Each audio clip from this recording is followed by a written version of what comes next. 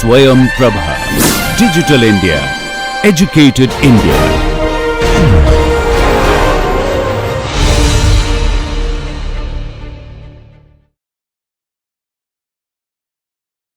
A very good morning, respected chair and my friends.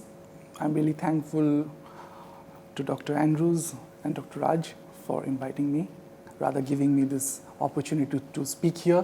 This is my first venture with the Anglo-Indians, and I hope this connection will continue, and I'll try to research more and more aspects, particularly in the sporting arena, where I've worked in my thesis, in my PhD thesis. Today I'm going to speak on genealogy of sporting culture through a study of Anglo-Indian institutions of Asansol. In 1911 census, the government of Lord Hardinge officially termed those of mixed blood children born of European fathers and Indian mothers and children born of their offspring as Anglo-Indians.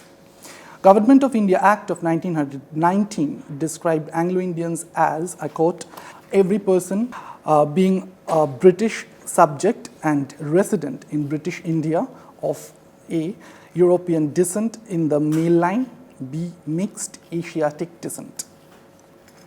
However, one cannot deny the fact that they were more Anglo than Indian. Their mother tongue was English and was their religious upbringing as were their customs and traditions. But when they settled in a particular local hub, they tried to adopt some culture. Such was the case of Anglo-Indians in Asansol. In sports, the British offered Indians a means of developing themselves physically. Public schools started to breed a new form of masculinity attached to the figure of the sporting gentleman. Indeed, many among the British officials saw it as a part of their imperial duty to help the Indians to improve themselves physically as strong men. The most obvious place where British improvement met with ambitious young Indians was in the Anglo-Indian schools and colleges. Sports like football and cricket found place in the school curriculum as they were used as a model tool of governance.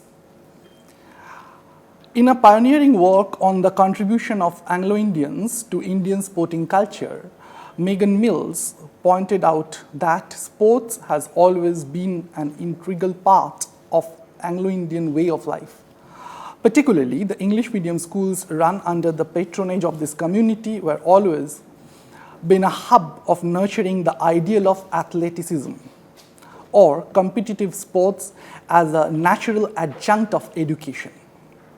Sporting activities like hockey, cricket, soccer, and others were the regular leisure practices of the youth, which find mention in the writings of the colony-born Anglo-Indians while reminiscing about their childhood in the railway colonies and other service enclaves. It was the Anglo-Indian women who acted as role models for the native women in the sporting arena of Bengal. The sporting attire introduced by the Anglo-Indian women were adopted by the natives. The government was always keen enough to introduce well-devised courses of physical education in the province. But due to the financial stringency, they were not permitted to undertake schemes of physical education in educational institutions. Yet, they arranged for physical training grants to schools by utilizing the meager grants available from the provincial revenues. An outstanding feature of the early decades of 20th century was the growth of public opinion in favor of physical education. The real drive for physical education as an educational ideal in Bengal was, however, noticed during the 1920s, when we have evidence of numerous ventures adopted on the part of the government to promote physical culture, both among teachers as well as students. In May 1927, the Senate of the University of Calcutta adopted a resolution that appealed to the government of Bengal to formulate a scheme for extending facilities for military training to college students.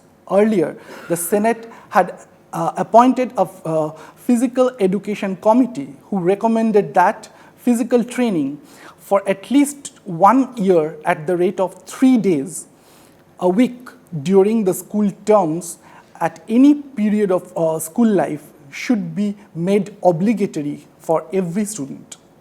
In 1935, the Ministry of Education of the Government of Bengal published a resolution to reorganize the existing education system and conditions of education in Bengal.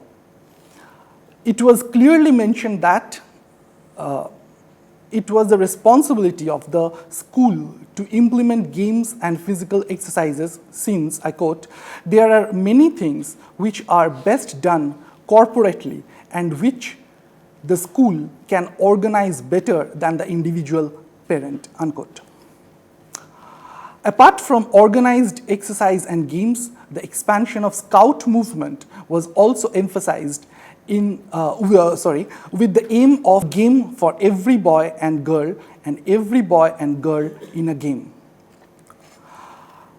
In this period, number of important circulars were issued by physical director giving directions and suggestions for the organization and the supervision of games and athletics and connected matters. They contemplated the gradual diminution of the importance of the old-fashioned drill and of an increased attention to indigenous exercise, swimming, games, and other activities likely to have a definite appeal to the interests of the students. In 1932, a physical training center was set up by the government. It was contemplated that the graduates trained in this center might combine the duties of academic teaching and of physical training in schools.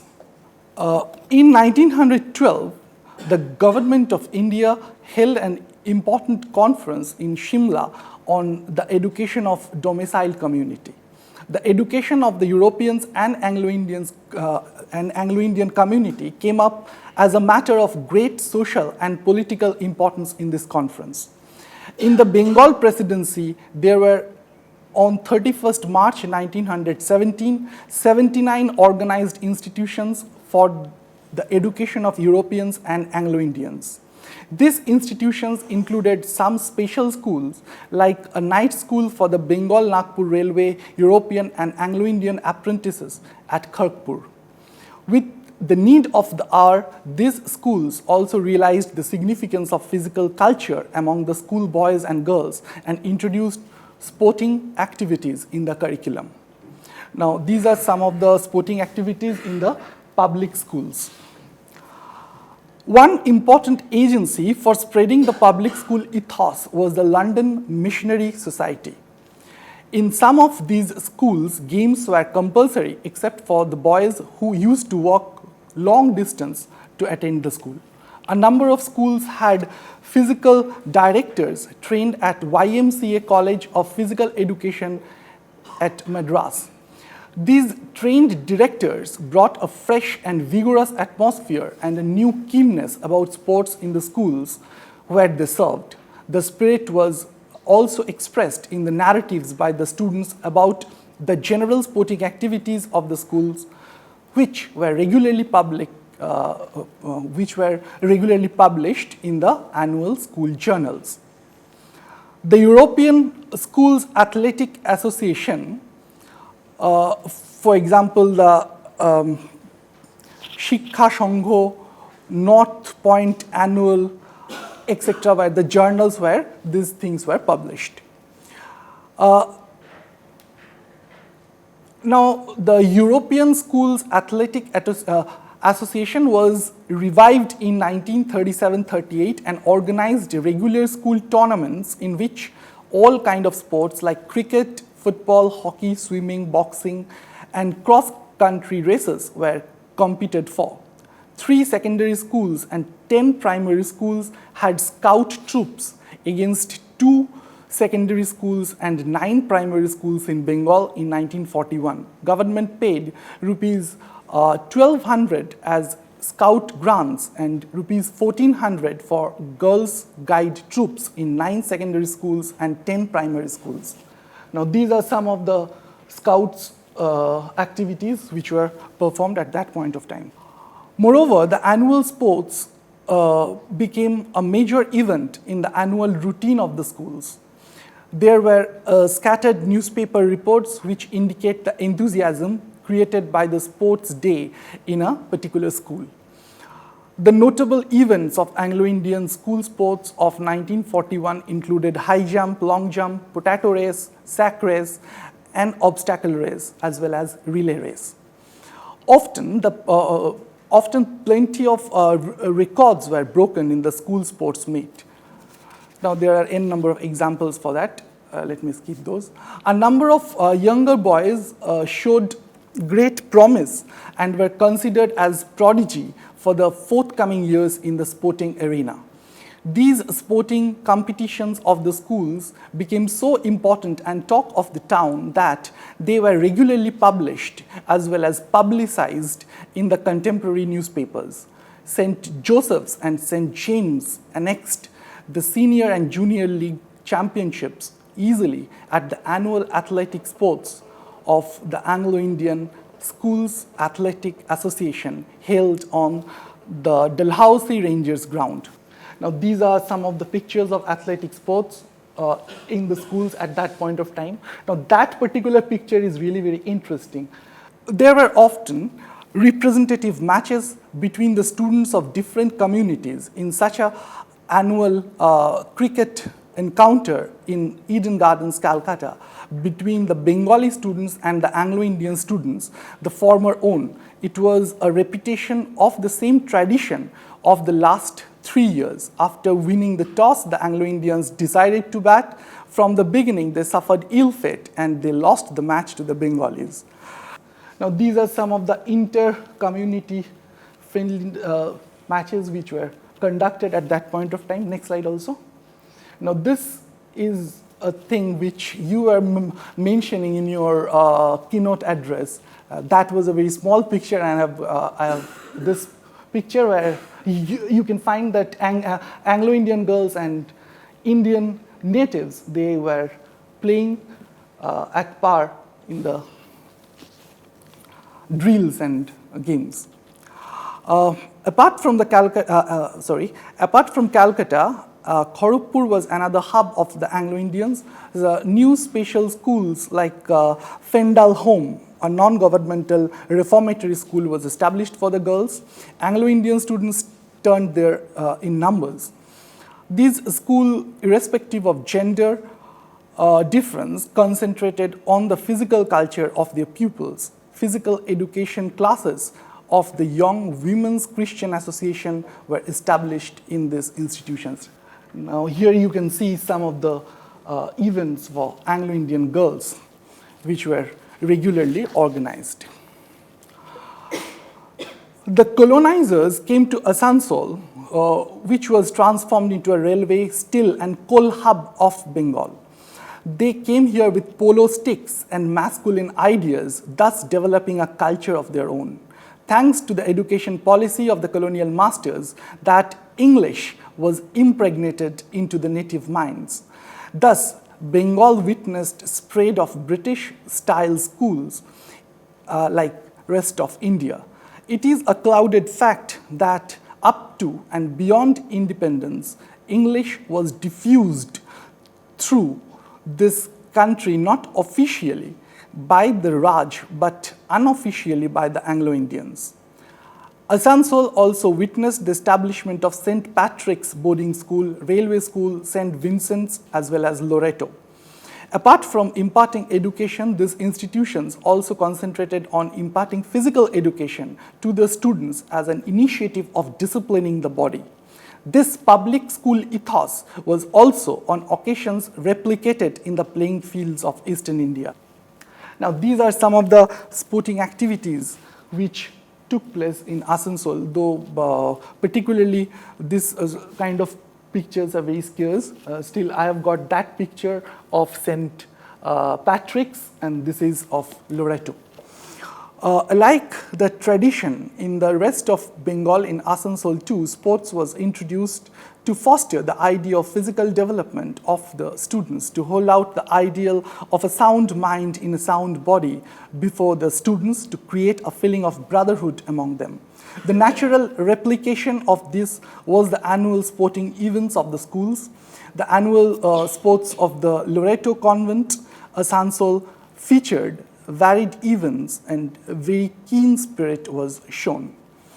The Loreto Prize, awarded by Mother Superior of the girls, showing the best sporting spirit throughout the year, was owned by Andre Connolly in 1941. Interestingly enough, the senior school was divided into 3 teams: Army, Navy, and Air Force, and they competed for the Challenge Cup. Among them, Air Force emerged as winners. 3 records were broken and 1 equaled at the annual sports meeting of St. Patrick's High School, Asansol. The nature of competition was very keen, and the usual high standard of athleticism was maintained. The St. Vincent School's annual athletic sports were always held with a great success. In the event of 1948, F. Lidan was the best man and won 5 events. Interestingly, J. Singh of Asansol won the open 2-mile cycle race. All other participants were, however, Anglo-Indians or Europeans, excepting J. Singh. Apart from annual sporting events in schools, inter-school competitions were also organized, which were participated by the local students with full vigor and zeal. In the first annual meeting of the European school sports at Asansol in 1927, promoted by the Christian Brothers School Athletic Association, there were no fewer than 120 competitors representing 5 Christian brother institutions in Bengal and Bihar. The 5 institutions that sent down athletes were St. Joseph's and Male Orphanage from Calcutta, St. Patrick's and St. Vincent's from Asansol, and St. Michael's from Patna. Students from Loreto College, Asansol, traveled all the way to Calcutta for participating in the intra-Loreto sports meet organized by Loreto schools, in which students from Loreto across Bengal participated. Newspapers came out with the report that Coalfield became interested in sports. Numerous football matches and tournaments were being organized. The local crowd were enthusiastic about the matches. Schools, especially Anglo-Indian institutions, came up with lots of tournaments and exhibition football matches. Now, this is St. Patrick's School's winner of Searsole Football Association Cup. Here they defeated the Asansol A team, a native team from Asansol. Thus, they were also being a part of the other tournaments which were being played in Asansol at that point of time. Finally, with the independence of India in 1947, many of the Anglo-Indians, most of whom were employed in the railroads and other government services, chose to emigrate. Dorothy McMenamin argued that the removal of employment privileges which had existed under the British forced them to examine their own ambivalent position and raised concern for their future prospects in the eve of communal rivalry between Hindus and Muslims, as they realized that these 2 communities will rise in power in the respective newly built nations. However, some of them didn't leave the country due to a sense of endearment they had developed with their birthplace and eventually bestowed a constitutional safeguard. In the report of the progress of education in West Bengal published right after independence in 1951, it was mentioned that 3 European schools closed down for lack of pupils. The then fixed proportion of 25% of Indians getting the chance to be admitted in these schools were under consideration by the government. So, with the passage of time, a process of assimilation of different races and culture were inadvertent in these schools, and the representation of European and Anglo-Indian students in these schools continued to decline, and as such, they became minority in their own institutions. But their passion for sporting activities never ceased to exist, and they excelled in many branches of sports. The schools, by the turn of the schools run by the community also were able to sustain their pursuit for promoting sports as ideals of self-control and discipline.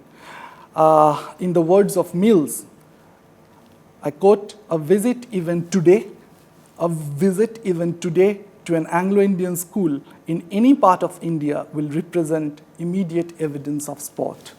Now, these are the pictures of modern day sports which are held in Asansol missionary schools. Thank you.